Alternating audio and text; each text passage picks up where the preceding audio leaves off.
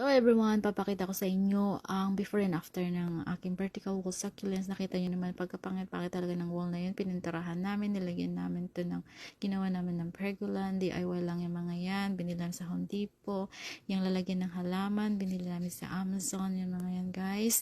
Tapos pininturahan ko ng black yung mga pads para mag-match siya. Yan na siya guys. Nilagyan ko pa yan ng cortina. Diba? Dito ako nagre-relax after work at feeling ko talaga ako isang fairy. Yan guys, pati yung mga lumang ano na yan, takore nilagyan ko ng succulents.